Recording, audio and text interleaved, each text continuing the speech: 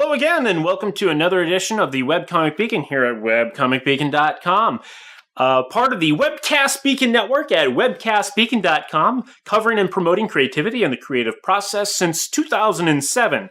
I'm Fes, and this is another one of our comic review episodes, and which is tied in to our last Webcomic Beacon comic book giveaway, which we give away all these comics, and a couple that are over there I didn't pick up. Comics included 3 comics from Julie Sador, Catching Lucifer's Lunch, which was reviewed last week, Ardra #1, and Jenny Everywhere When Casting Calls comic books. Book 1 of Fun Day Morning. The Neighbors Have 2 Flamingos. Jess Finks, We Can Fix It. Awesome comic. The Out of Print Side A, as well as Side B. These are the Music Lovers comic anthologies. Poorcraft by Spike and Diana Knock. And the complete series of Family Bones. And this, and also including, will be I'm Famous and Black Snow. I'm Famous will be reviewing today. Black Snow next week. Unfortunately, I wrote these reviews out of order. I read this one first, and Black Snow second. The Black Snow came first, and this one came second. So the script I have on the teleprompter is going to be me explaining that one more time. So we'll see how this goes. Again, the names. I'm Famous is by Michael Balistreri and Alex Siquig, I think. All right, I'm Famous. Quotes, an insane superhero's egotistical journey from protector of Detroit to Hollywood's silver screen immortality. In the world of comics, trying to come up with an accurate yet brief elevator pitch is one of the most important things a creator must do. And this tagline is the perfect thing for this comic. But we'll get to the content in just a bit. Let us first take a look at the cover of the book. Now, it's a perfect bound, which means it's not stapled or anything, and it's a perfect bound soft cover, of course, with about 100 comic pages in here. This is supposed to be a spin-off comic and character from another series called Black Snow, which will be reviewed next week.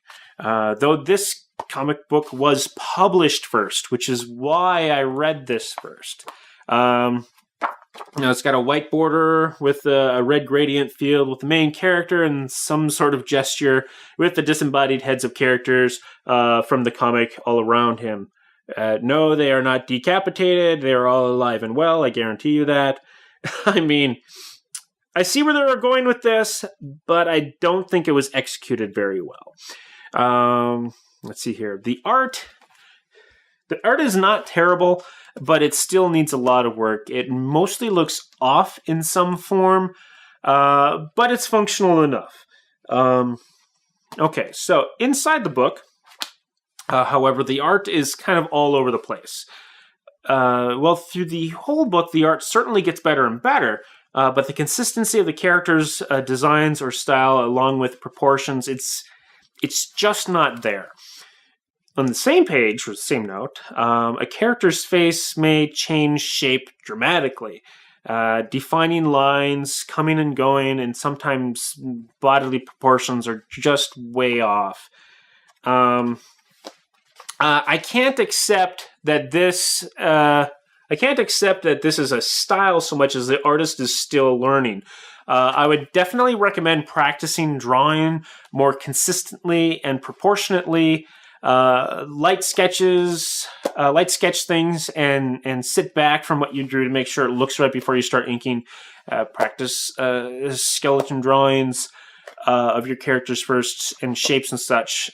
I've been really bad with proportions myself too, and it's not a style.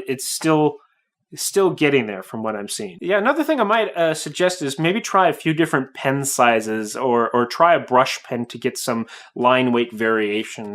That'll just give a little bit more variety to this. The same line weight is sometimes distracting. Still, as I said, the art does get better as the comic progresses, and rightly so. This comic looks to be a year's worth of comics, likely as a webcomic. I haven't seen the website yet, since each comic page is dated at the bottom. The art isn't great, but all the main characters are well-defined and different from each other, and the art isn't stiff either, so it doesn't look too awkward in the opposite direction. So how does the story stand up if I'm having trouble with the art? Well, true to the tagline, we get a very egotistical superhero, the Lone Wolf, which we start questioning if he even is a real superhero. We soon come to learn that he either has ADHD or is insane. Actually, I'm pretty sure he has some sort of aggressive schizophrenia. Basically, our superhero, whose costume is a tight black suit, just released some sort of autobiographical book, which made top seller. Now, a Hollywood studio wants the rights to make a movie.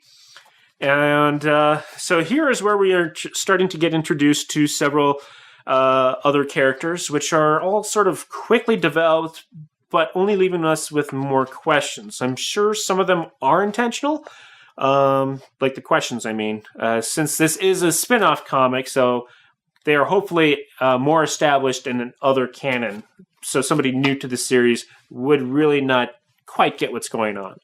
All in all, the story really isn't that bad. Like the main character, the story is very chaotic. You are basically just watching a train wreck happening the whole time. Actually, you're like watching a cascading train wreck. You can't think it could possibly crash again, but it does anyway. Anyone who likes solid or complex storytelling should probably stay away from this comic. And if my description of the comic has any appeal to you, you'll probably get some enjoyment out of this one. As I was saying with the train wreck analogy, I still have a desire to just see where the hell this is going, which is why the end of the comic just annoys me. It just ends. There's no wrap-up. There's no sense that it's going to be continued. If this is a book one, it doesn't feel like it. It kind of feels like we went to a commercial break, and then when you came back, the show is over. So that's all I really have to say about this one. You can find more about this comic and its creators at blacksnowcomics.com. And again, we'll be reviewing Black Snow next week. And now, time for Comic of the Week. Comic of the Week this week is Dreaming of Utopia by Mark Savary.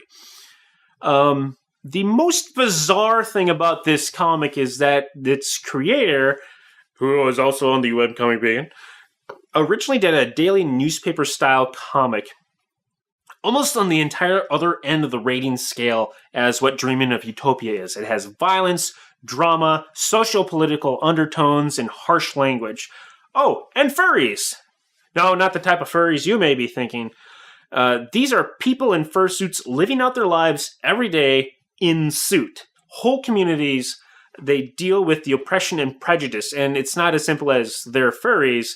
Marcus, especially in the latest chapter, has sort of created or expounded upon his reasonings for this analog of sort of this subculture who's taking things very seriously. So it's not as simple as that. Very interesting and weird. I've never seen a comic quite tackle a furry comic like this. It's not even really a parody or sarcastic sort of representation. It's pretty interesting and worth checking out. That's at dreamingofutopia.com. Not safe for work for violence and harsh language. And that is it for this week. Tune in next week for the final comic book review for the last Webcomic Beacon giveaway. And the next comic of the week.